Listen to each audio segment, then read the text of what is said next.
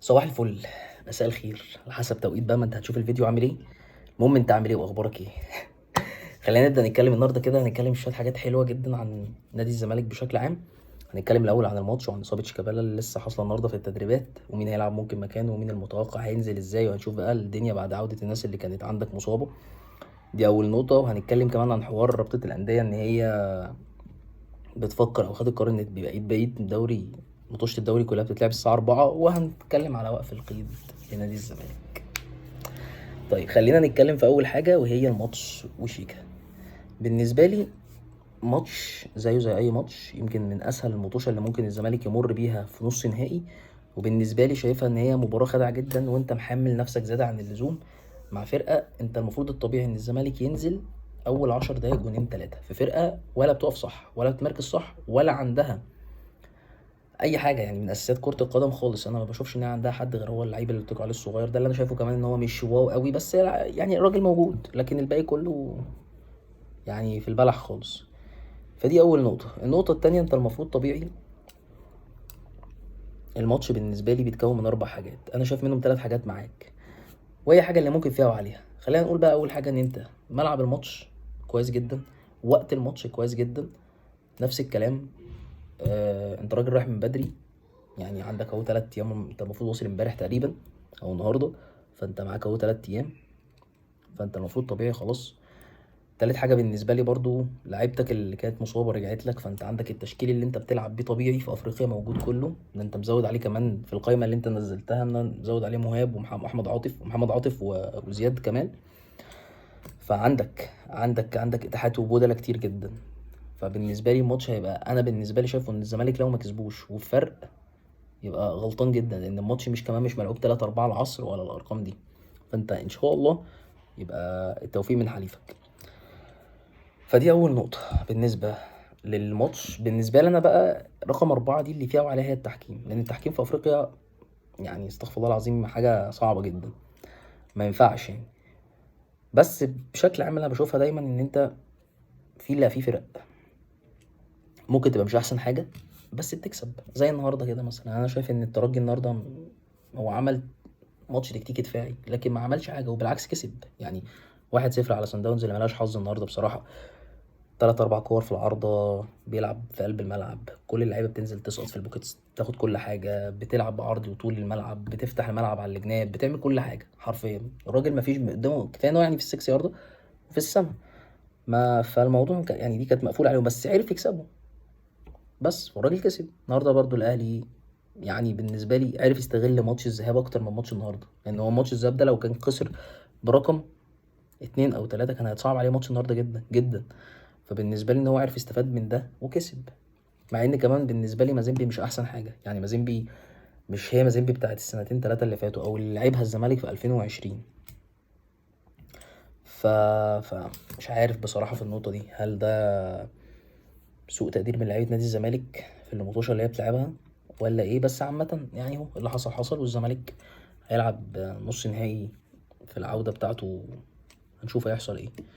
بس بالنسبه لي اتوقع ان الزمالك ان شاء الله يكسب ويكسب كمان بسكور. لازم انت تنزل اول تلت ساعه على الاقل جونين عشان تضمن الماتش وتلعب بعد كده راحه. المفروض ان هي حصه تدريبيه اصلا، المفروض ان كان الماتش ده يبقى حصه تدريبيه للزمالك من الذهاب.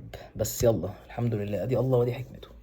خلينا بقى نخش في الموضوع التاني ده في الاول، بس قبل ما نخش في الموضوع التاني، فانا بالنسبه لي الزمالك تشكيله الامثل اللي هيلعب بيه هو طبعا عواد، هينزل باتنين ارتكاز، وانا بالنسبه لي هيبقوا المسلوسي لان هو هيبقى عايز يخلص، المسلوسي وحسام عبد المجيد يمين وشمال، فتوح وعمر جابر. هيلعب ب3 في نص الملعب، واتمنى واللي متوقع انه هيلعبه مش هيعمل العته اللي هو عمله المره اللي فاتت. دونجا، محمد شحاته هيلعب قدامهم. اتوقع ممكن بعد ما لا هيبقى احمد حمدي، بس ممكن بعد بقى مش كابالا اتصاب ممكن يلعب بموتيابا وينج او يلعب بمهاب وينج. ما اعتقدش ان هو هيلاعب شلبي، يعني شلبي مستواه في الذهاب كان 25 كوره، ما بقول لك ما خدش منهم غير كورتين من 25 كوره. فالموضوع كان صعب جدا على شلبي، فما اعتقدش ان هو هيلاعب شلبي، وممكن يبدا بشلبي على اساس ان هو يلعب ويلعب الفرقه اللي قدامه، بعد كده يبدا ينزل بحد. بس انا اتوقع ممكن يبدا بموتيابا مكانه، وهيبقى زيزو وشلبي او مطيبه هنا، وهيلعب قدامهم بسيف الجزيري ده وش. فالتشكيل واضح جدا. اعتقد ان انت عندك بدايل تقدر تفرق معاك. انا بالنسبه لي شايف ان محمد عاطف ممكن يعمل فرق كبير جدا جدا، بس الراجل انت ما بتدوش. زياد كمال هيفرق معاك برضه في نص الملعب لما تديله جزء مش كل الماتش. نفس الكلام هيفرق معاك مهاب ياسر. اعتقد دول اكتر 3 ممكن يفرقوا معاك بالنسبه لي في الماتش. مش شايف حد قوي يعني تاني. نيمار بعيد قوي، شلبي بعيد جدا، نضاي يعني حدث ولا حرج. فمع ان والله الفرقه اللي قدامك انت تلعب عليها باي حد، انت لو جبت شويه 5 6 بيلعبوا خماسي في نادي الزمالك هيكسبوا. بس لما نشوف يعني الماتش هيحصل ايه. فبعد اصابه شيكا طبعا والف سلامه عليه، اصابه في تقريبا في الاماميه او الضمه مش عارف. بنسبه كبيره ممكن ما يلحقش الماتش الذهاب، الماتش العوده. فهنشوف بقى الدنيا هتحصل ايه. بس انا بالنسبه لي متوقع ان هيبقى متيابه ممكن مكانه. طيب ننقل من موضوع الماتش، وبالنسبه لي اتوقع ان الزمالك هيكسب 2-0. ننقل بقى من موضوع الماتش لموضوع الدوري. رابطة الأندية والدنيا اللي عندنا اللي مش مفهومة دي، قال لك قرر هنخلي الدوري يبدأ يتلعب الساعة 4 العصر، أو مطوشة الدوري كلها تبقى 4 العصر. هنرجع زي زمان شوية في التسعينات. طبعا مش عارف اللي حضر التسعينات بقى أكيد شاف يعني الزمالك والأهلي بيلعبوا تقريبا معظم الوقت 4 العصر، ما عدا المطوشة بتاعت أفريقيا كانت بتتلعب بالليل. مش عارف يعني هل ده قرار صح. طب في نقطة أنا مش عارف هما مش واخدين بالهم منها ولا لأ، إن 90% من اللي بيشتغل في مصر مش قطاع خاص، يعني مش قطاع حكومة، هم قطاع خاص. فطبيعي بيخلصوا بعد الساعة 6، من 6 ل8 على حسب شغلهم، أو من 6 ل7، أو من 5 ل7. فطبيعي أنا لو مطوشة الساعة 4 يعني، أولا عشان الدعاية، وأولا عشان البث، وأولا عشان حاجات كتير، ما فيش حد هيتفرج. يعني لو أنت بتتكلم إن القوة اللي بتتفرج عندك على المطوشة بشكل عام مثلا 80%، فانت ممكن تلاقيها نزلت مثلا ل30 او 25%. فالموضوع هيبقى بعيد قوي. انت المفروض بطبيعي انك بتحاول تزود مكاسبك من الدوري، مش بتقلل المكاسب. فالموضوع ده غريب جدا، وانا مش مفهوم بالنسبه لي انك تلعب الساعه 4 العصر. واتمنى يكون القرار ده غلط، او اتمنى بيكونوا بيتكلموا على مطوشه معينه، ما تبقاش كل المطوشه 4. لان 4 دي يعني انت يعني بتبعد عن فكره انك تلعب بالليل. بس ليه؟ ما العب بالليل، ما انت اصلا كده كده في الطبيعي بتلعب ماتش الساعه 4:30 ولا 4، فده في الصبح، والماتش التاني الساعه 7، مع ان الطبيعي بنلعب مثلا من 5 و7 او 5 و8، الطبيعي في كل دول العالم. فانا مش عارف والله، ده الدوري بتاعنا برابطه الانديه بتاعتنا بتعمل حاجات غريبه جدا.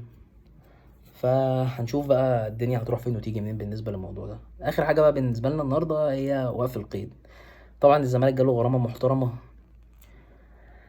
2 مليون و400 ألف دولار تقريبا على أبو طيب. الراجل اللي جه تقريبا لعب 5 مطوشة مع الزمالك ولا 10 مطوشة مع الزمالك، والله ما فاكر كام. أنا مش فاكر له غير هو جون يتيم في النهائي، مش فاكر له إن هو عمل حاجة تانية مع الزمالك. بس سبحان الله اشتكى. الغريب بقى، سيبك بقى من كل إن هو اشتكى وسيبك من إن هو خد كل حاجة، الغريب جدا إن أستاذ عمرو الأدهم طلع قال لك إن الراجل ده كان بياخد 180 ألف دولار في الشهر في نادي الزمالك.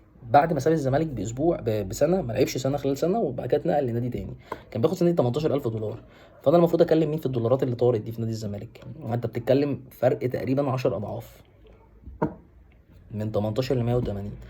فرقم كبير قوي. فمعنى كده ان كانت اصلا الناس اللي كانت موجوده قبل كده كانت بتجيب اللعيبه بتديهم ارقام كبيره جدا. ما زي سامسون برضو، سامسون كان بياخد رقم صغير فجاه بياخد رقم كبير، ونداي نفس الكلام. فارقام بتفرق قوي. يعني مثلا بكون انا باخد مثلا 10000 دولار او 15000 او 20000 دولار، فجاه باخد 200000 دولار. فالرقم بيبقى كبير، فرق كبير جدا على مستوى لعيب ما بيبقاش موجود. فادي لعيب خد منك فلوس قد كده خلال سنه، ورفع عليك قضيه نزلت ل1.900,000، بعد كده اتعمل نقد ليها وخدت 2.400,000. فمين هيحاسب على الفلوس دي؟ الزمالك هو اللي بيحاسب، وتوقف القيد تاني. ويعني الله يكون في عون بصراحه مجلس الاداره اللي موجود. اتمنى نشوف تغيير جوهري وجذري للحاجات دي، لان الموضوع بالنسبه لنا ما بقاش حلو ان انت كل شويه اسمك هناك في الفيفا، على لسان الفيفا، زمالك زمالك زمالك زمالك.